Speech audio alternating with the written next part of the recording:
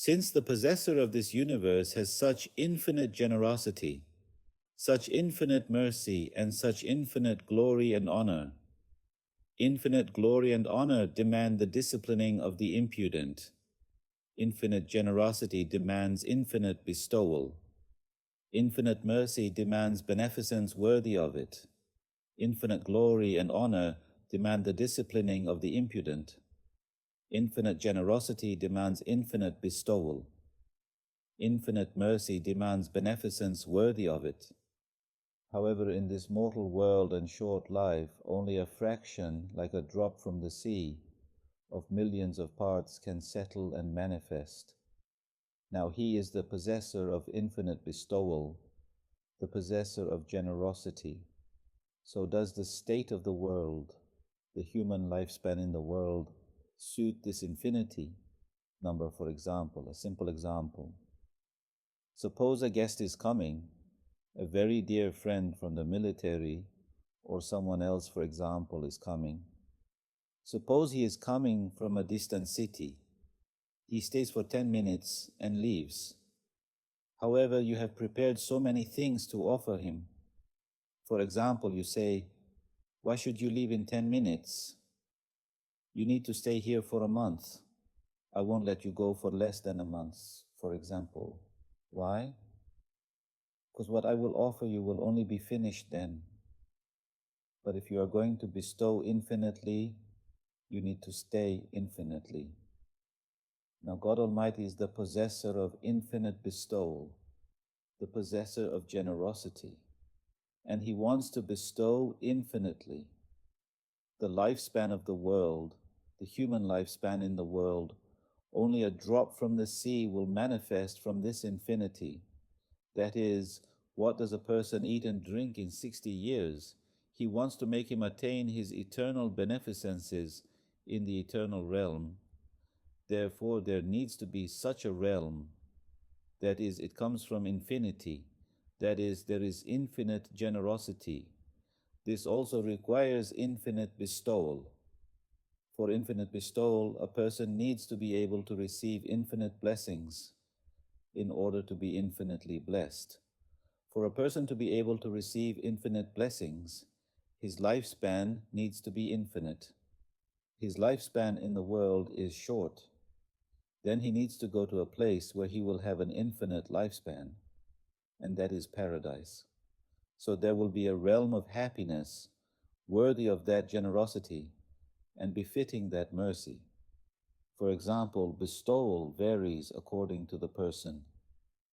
For example, as a person gets richer, as he grows, the bestowal is accordingly. For example, a friend can only treat another friend to tea, right? Because that is the level. But if you go to a sultan, it is not appropriate for him to treat you to tea. It needs to be according to his status. Now Allah is the possessor of infinite treasures.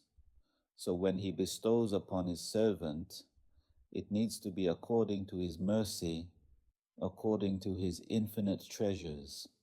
So there needs to be infinite bestowal. And if there is no problem with the one who is the object of that bestowal, if he is worthy, then it needs to be infinite. It originates from the bestower. That is, so there will be a realm of happiness worthy of that generosity and befitting that mercy. Otherwise, like denying the existence of the sun that fills the day with its light, one has to deny the existence of this visible mercy. Now, can the sun be denied? It cannot be denied. Why can't it be denied? The sun that fills the day with its light. Now, the sun is not just standing there alone. It has filled the day with its light. That is, it shows its existence in all the particles of air on the page of the sky. For example, when you say there is no sun, then you have to say that there is no day, no light in the day. Allah's mercy has also manifested everywhere of Allah's mercy. Then one has to deny all the works of mercy, like denying the existence of the sun that fills the day with its light. One has to deny the existence of this visible mercy. then you will also deny milk, you will also deny honey, you will also deny apples. You have to deny everything. Can you deny it? You cannot deny it. Then you cannot deny the sun either. You cannot deny Allah's mercy. Because if death is final, never to return, then compassion becomes a calamity, love becomes sorrow, blessing becomes affliction, reason becomes an ominous tool, and pleasure becomes pain, and the reality of mercy has to be negated. For example, let's say there is no resurrection, God forbid, the one who dies ceases to exist. If it was so, God forbid, then what would happen? If death is final, never to return, then compassion becomes a calamity. For example, he has given a mother compassion towards her child. Because of that compassion, the mother feels an extraordinary pleasure from that compassion. For example, because of being compassionate, because of loving her child. Now, if this child ceases to exist, what will happen to that compassion, which was a blessing?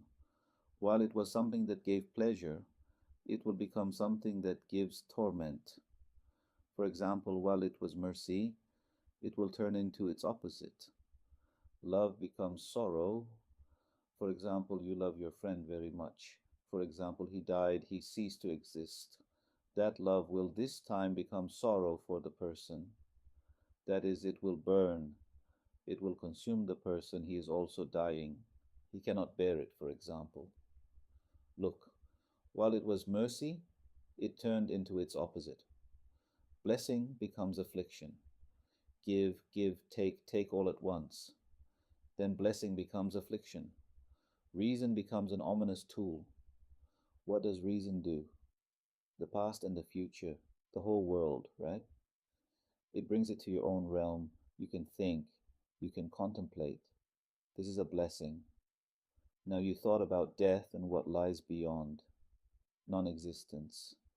They will say, if only I didn't have reason, if only I didn't think. This time look, animals don't have reason. How beautifully they live. I thought this reason was a good thing, but it became bad. So what happens now, for example? That is, if there is no afterlife, mercy does not remain mercy, but mercy is mercy. Now, which is certain, which is not certain? Now, something that has happened is certain. Something that has not happened is interpreted accordingly. Now, what is certain? These many blessings. So it is necessary to interpret according to these blessings. So these blessings exist. Mercy. So since these are mercy, there needs to be eternity after death. That is, one goes from the known to the unknown, right, in logic. What is known?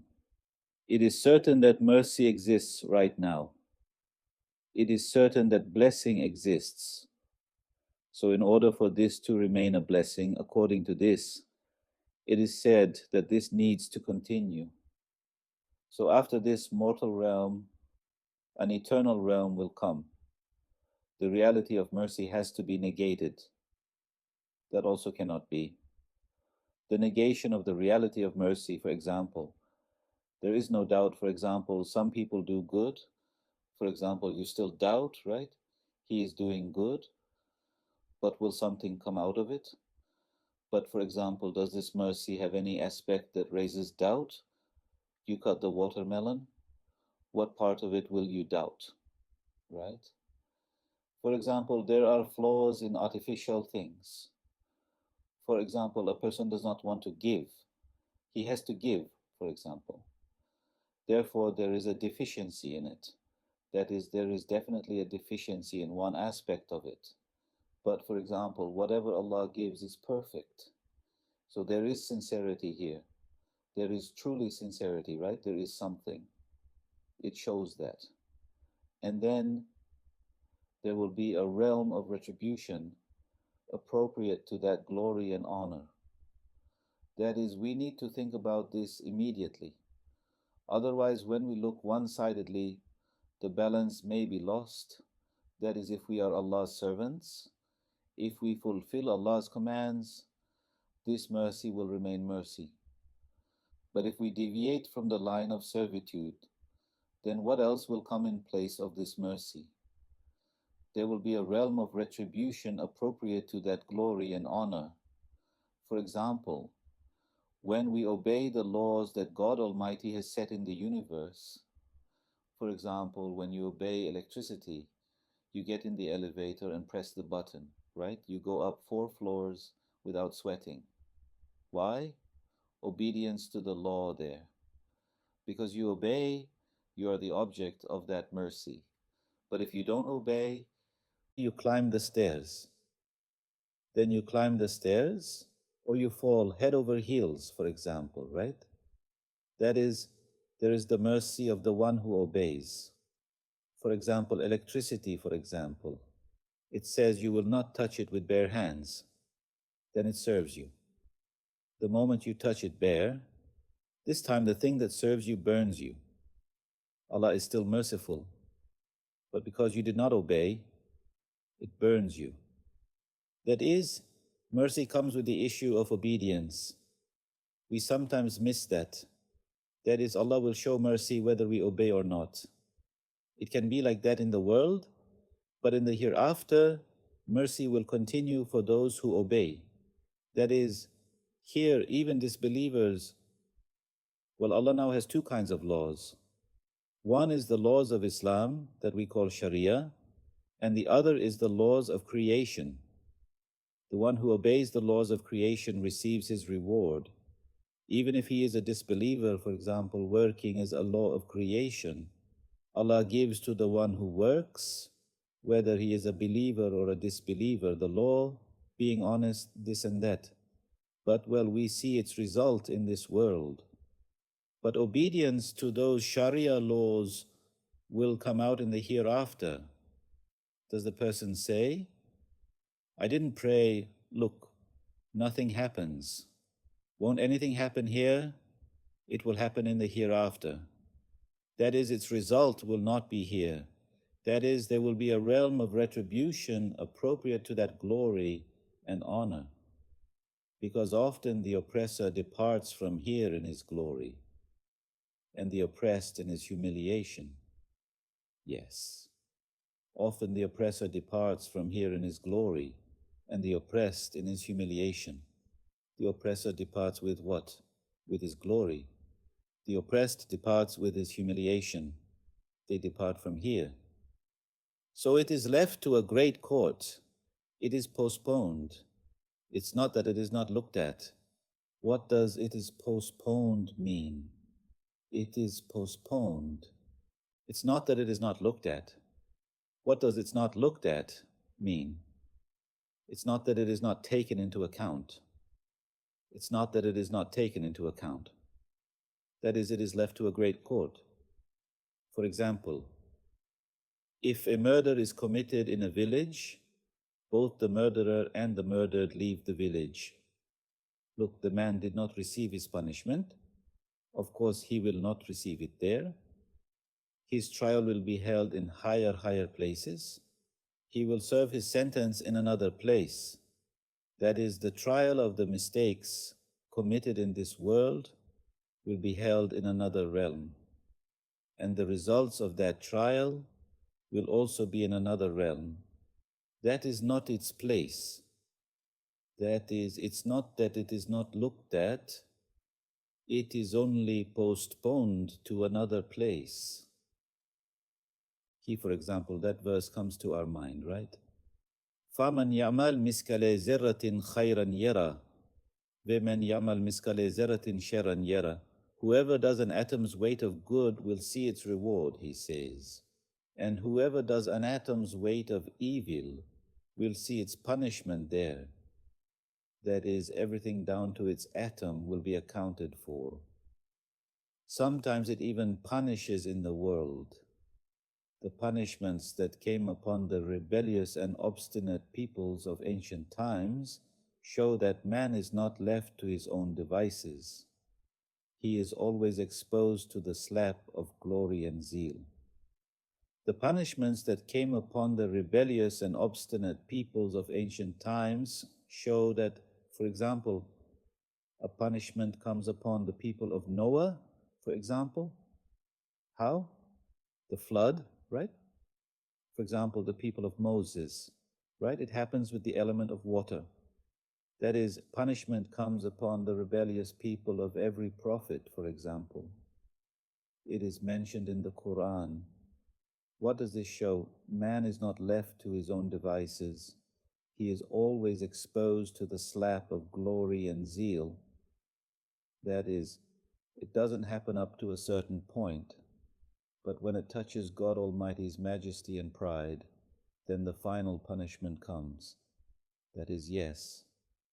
Is it at all possible that man, who has an important duty and an important potential among all beings, if man's Lord introduces himself to man with these orderly creations, and in return, man does not recognize him with faith, and if he makes himself loved with the beautiful fruits of this much mercy, and in return, man does not make himself loved to him with worship, and if he shows his love and mercy to him with these kinds of blessings, and in return man does not respect him with gratitude and praise, should he remain unpunished? Should he be left to his own devices? That possessor of glory and zeal, that being of majesty, should he not prepare a realm of retribution? And is it at all possible that the all-merciful, the most merciful, in return for his making himself known, to be recognized with faith, that is, it is not a difficult thing for man to do, that is, when you see the tree, you will say, yes, my merciful Lord is the one who fills this tree with blessings. That is, he is compassionate, he is merciful, he bestows these blessings upon me. Allah wants this. That is, he does not want anything else. And then he will respond to him with gratitude, praise, right? That is, the all-merciful, the most merciful, in return for his making himself known, to say yes by recognizing with faith. This tree cannot grow on its own. It cannot give fruits on its own. This is a miracle of Allah, he will say. For example, he will respond with faith, to make oneself loved and to love by recognizing with faith, to love and to make oneself loved. For example, what do we do to win the love of a sibling or a friend? For example, to show that we love, you offer something, right? If you love, you give, or you offer something. When you offer something, he also loves you. Look, offering is loving. Loving is done to make oneself loved. Allah gives to us because he loves us at the same time to attract our love. That is, he gives because he loves. He gives to make us love him. Then we also, when we receive these blessings, we need to love God Almighty. We need to make ourselves loved to him with worship. Whom does Allah love? He loves the one who worships. We also need to make ourselves loved to him, to respect with gratitude in return for his mercy, to respect with gratitude in return for his mercy. For example, you give something to someone, the person thanks you, right? That is, he has shown respect. Man's gratitude for these many blessings means respect. That is it possible that he does not give a realm of reward, an eternal happiness to the believers who respond with gratitude and respect in return for his mercy? It is not possible. He will give. May God Almighty make us attain his blessings in the eternal realm.